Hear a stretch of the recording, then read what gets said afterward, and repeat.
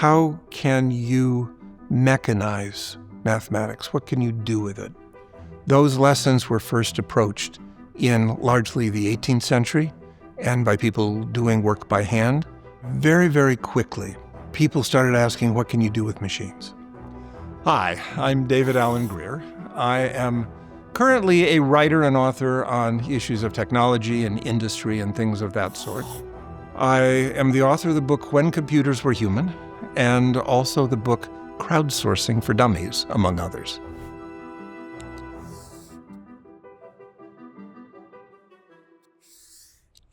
Why is computing part of the Industrial Revolution?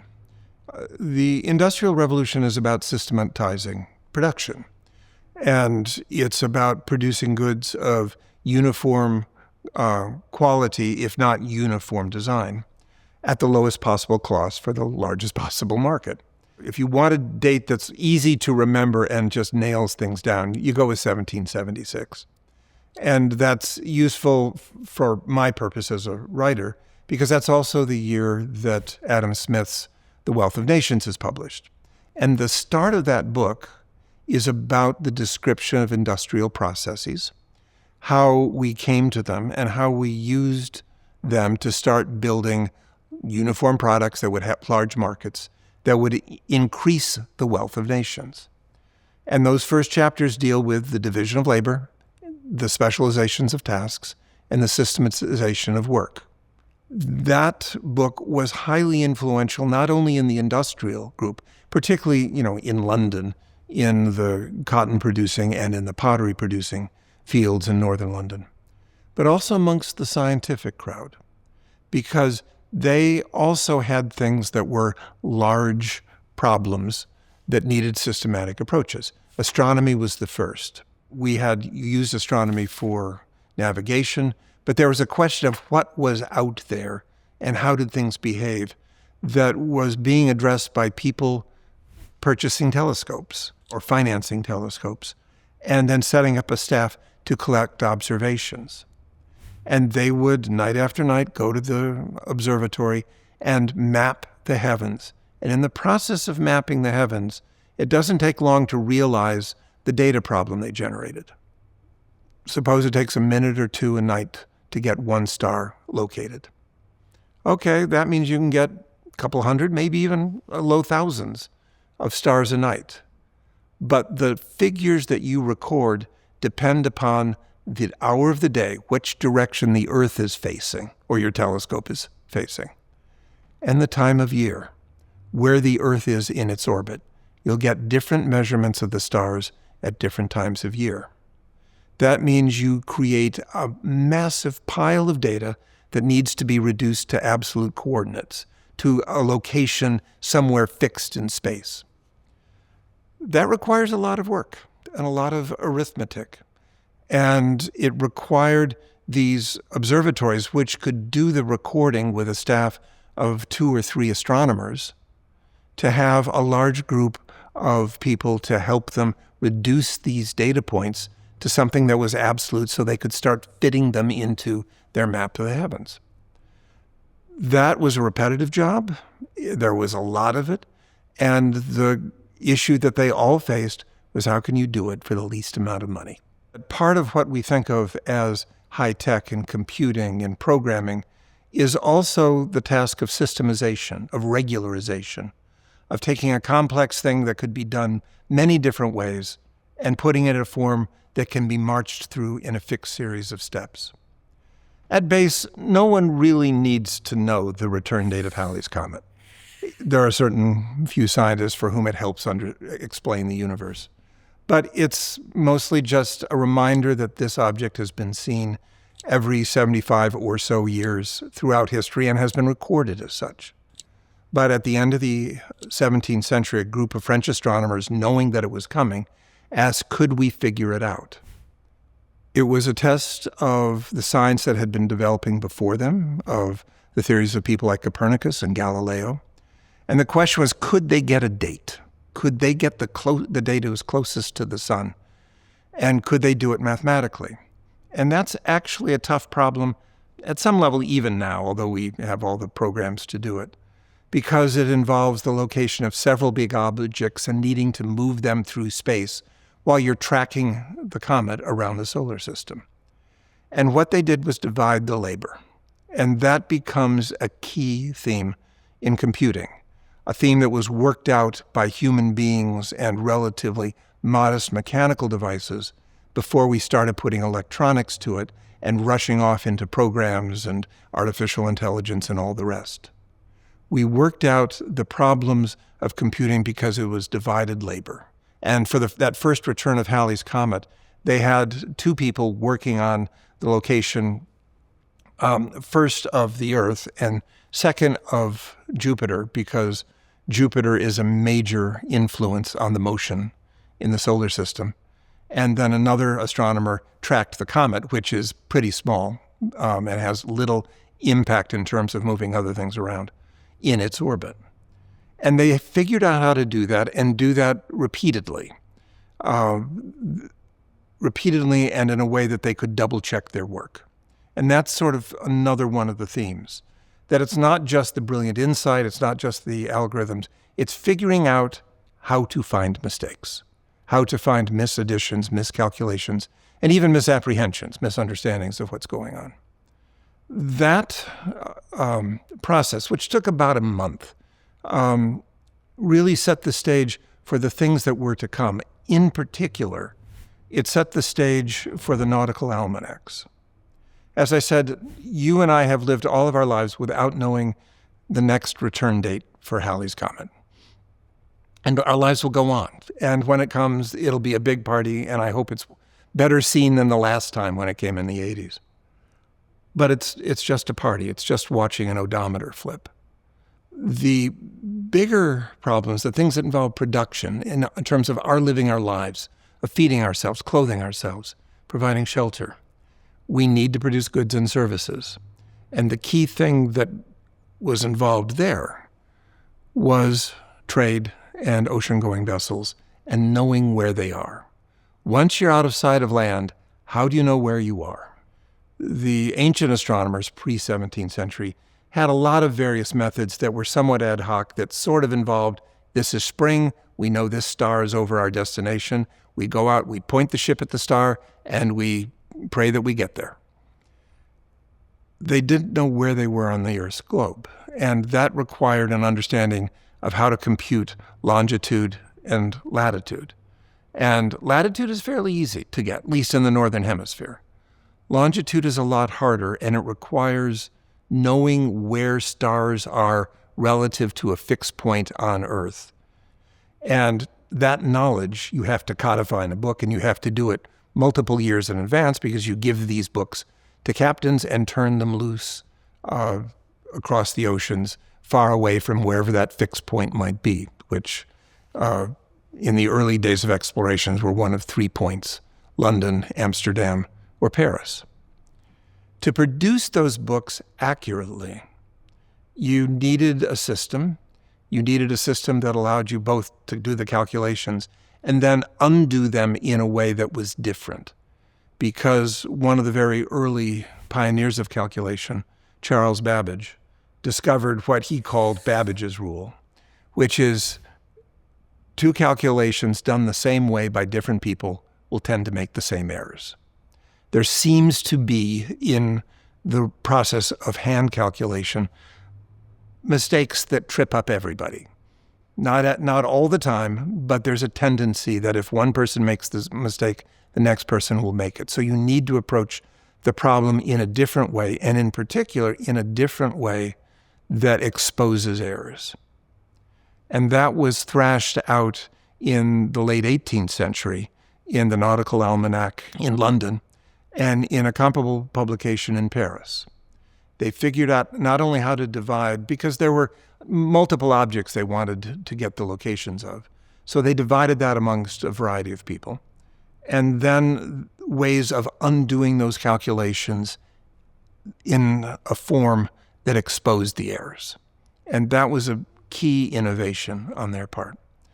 And that led to these publications, and that leads to the age of exploration and the start of global trade, global oceanic trade, trade that requires boats to go out of sight And that, of course, leads very directly to industrialization in the modern world.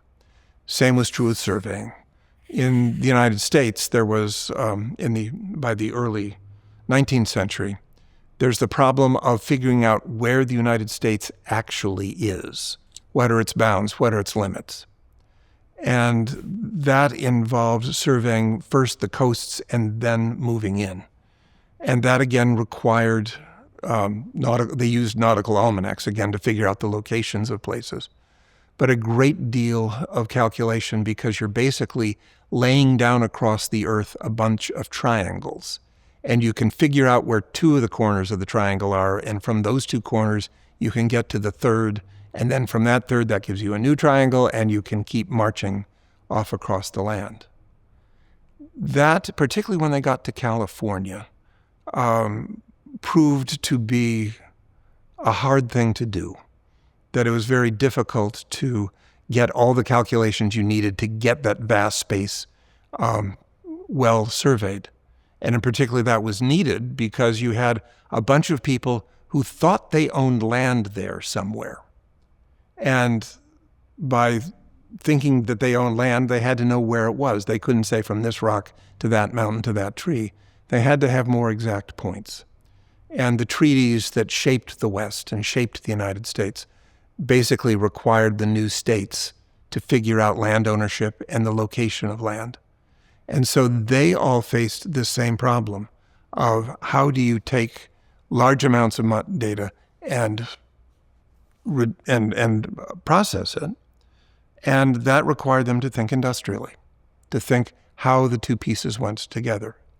And so there evolves other systems to try to do that quickly, to get first approximations, to be able to get numbers close enough so that the errors on borders are relatively minor and can be worked out in local negotiations. But it's that process of systematizing, correcting errors, finding approximations, and making them work as civil systems that was what really drove me to start looking at human calculation and what was the foundation that it laid for the modern computer age. Those lessons were first approached in largely the 18th century and by people doing work by hand and doing it largely, but not exclusively, for astronomy or surveying. One of the aspects of building systematic processes around numbers, around calculation, was that very, very quickly, people started asking, what can you do with machines? The idea of an adding machine, a machine that could add two numbers, goes back to Descartes. It has a long, long history. And the idea that you can represent numbers by the turning of a wheel, and then if the wheel turns all around, it turns the next wheel, that was well worked out early. However, it really wasn't part of a process, of something that you could rely on. And when you talk about industrializations, you're basically building processes that can be done by people who at base don't know what they're doing. Or more accurately, they are doing something that they gain a skill at, that they understand their steps and they learn how to do them efficiently. But they don't understand necessarily the science and the ideas behind them. At the start of the 19th century, there's a great explosion in the interest of what machines, levers, gears can do. And there is a study of linkages, for example, of mechanical arms that connect together, and what they could do that I don't think it's quite lost. I'm sure there are mechanical engineers who will give me a lecture on this. But it's something that has certainly vanished from our daily contemplation and contemplation even of non-specialized students. And one of the people who got fascinated with this was an Englishman named Charles Babbage. He's started the 19th century. His father was a banker. Because his father was a banker, his father was also involved in the Caribbean trade. And that meant he was familiar with boats going off to the Caribbean to collect largely sugar and bring it back to the United Kingdom. And it's at a point where systematized shipping is starting to really take hold. It really doesn't kick in until the start of the industrial age, where boats run on a schedule. And you know the schedule and you know more or less the date they're coming. Babbage attends Cambridge. He learns astronomy, gets fascinated with it, fascinated with mathematics, and then starts pondering, how can you mechanize mathematics? What can you do with it? He had written a couple of things while he was in college that in many ways was filling up spaces and filling up shapes with smaller versions of itself to see how you could approximate them and what systems would work and what wouldn't. And sometime during that early period, he got involved with the nautical almanac. He ends up being on an advisory board for it. And this is when he discovers his rule that two people doing the same calculation the same way tend to make the same mistakes. The second job that's starting to come up and he gets involved in and interested is the understanding of insurance, of probability behind it. In particular, insurance is at some level a savings account, nothing more than that. And it's savings that you get to cash in the savings account when you die, or if it's a health insurance, which is later in the century, when you get sick. That means the people running the bank need to know how much money they are likely to pay out. And the understanding of that, the mathematics of that, the mathematics of probability, is just really starting at it. Again, it's an industrial revolution start, but it's really starting to take hold in industrial life at the start of the 19th century. And it involves the creation of another kind of table called mortality tables, which tell you how long someone is likely to live given that they've lived this long. And they are highly dependent on data and on what people, you don't do them for a huge population because there are differences in the way people live, in their diets, in the work that they do, in the kinds of families that they have. So you tend to do it for smaller groups, and that means you have to do a lot of these tables, and you have to process a lot of data. Babbage pondered it, and he began to realize that for both astronomy and for these insurance tables, there's a common kind of calculation that could be very useful, but was, by the standards of the time, very time-consuming. And it's basically fitting a curve to data. You have these points, and you want a curve to go nice and smoothly through them so that you can make estimates between the points, and you can go project out beyond the end of your curve to figure out where it might be going. And it dawned on him, on Babbage, that that calculation was, in effect, could be reduced to a lot of additions, a very large number of additions and subtractions. And that meant that he could chain together a bunch of these adding machines and produce a machine that could indeed do that by just grinding away at a crank, or as he thought of it, being produced by steam. He was working in the very early age of railroads and steam engineering. And he saw his machine as very much in the heritage of locomotive design. And so he produced a machine with very large gears and numbers, and the dials on it were made out of well-machined brass.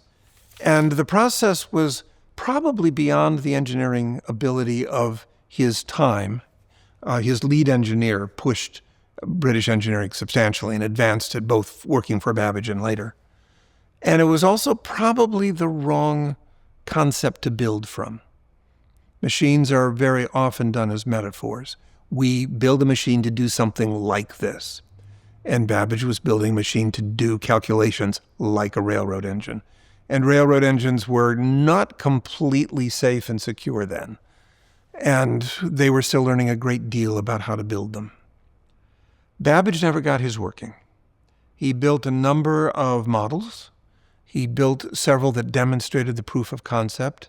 He could fit not the curve he wanted, but a much simpler curve to data, and in a machine that got through the calculations we know at least once. And then he built a lot of rough parts for the machine he wanted to build. And because of that, Babbage and his ideas left a legacy about what they were trying to do more than what they actually did. What he was trying to do was systematize, calculations so he could handle large scale, in both cases, calculations, fitting curves to data and things of that sort. He had contemporaries that were intellectually, in terms of direct connection, far more important. George Boole.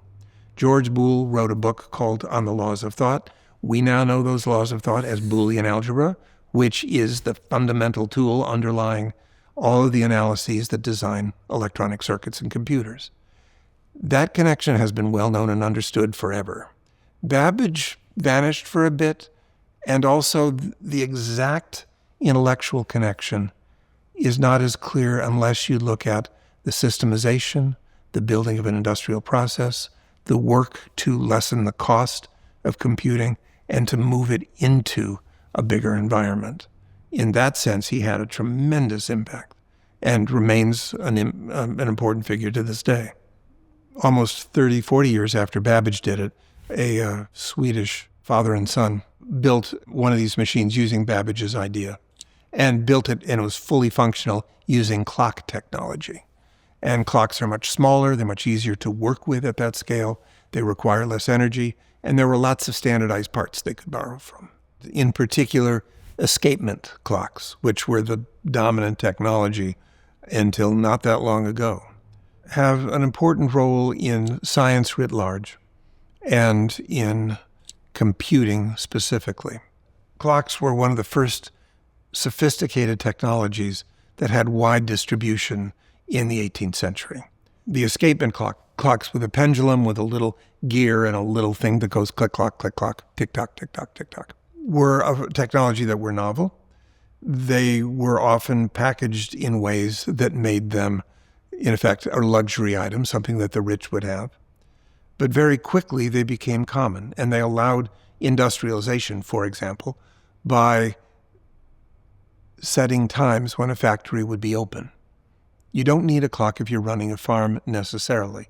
There might be a few things where knowing an hour or knowing a minute is useful, but for the most part, you're following natural rhythms of the day, and those natural rhythms have a very wide margin of error. You can miss them by 15 minutes, 20 minutes, and you will be just fine. If you're setting up a factory, if you're bringing people together to work together, to collaborate together, and if in particular you're dividing a task up into a linear process, which was one of the very first things that happened. Adam Smith writes about making pins and needles. And in particular, it's a process of cutting the wire, sharpening the wire, putting a head on it for a pin, putting it in the paper that you're going to sell it with, and moving it on. It's a linear thing. You have to do one step before the other. And if you're dividing it up across different people, it means you have to have people for all the steps. And that means they all have to be there at the same time. And you really needed clocks to be able to do that. Scientifically, it made a lot of measurements more interesting, in particularly the measurements of location. You needed that to determine longitude. You needed that to determine location on the Earth. Because of that, it became an important technology for disseminating ideas, for bringing them to people who became fixated with clocks, with how they worked, of how they could improve them, of what they could do with them, of clockwork mechanisms that became part of other technologies. In computing, the clock, the tick-tock of the escapement ratchet, became part of computing because it became a drumbeat that stepped through the basic mechanisms of calculating devices. As you would go, you just wouldn't let your machine run wild. You would have a device that was going tick-tock, tick-tock, tick-tock, that was controlling the other elements, the other parts. And that allowed them to think about machines that could do calculations in a systematic, orderly way. It gave them a method to control them, but more importantly, it gave them a technology to build off of, to think about, to say, okay, we know this works for doing time. How does it work for collecting data? How does it work for timing additions? What can we do with it? And so these clockworks and clock mechanisms are deeply imbued in industrialization, deeply part of calculation, and part of the tools that people used to think about to how to build the next generation of devices and how to use them.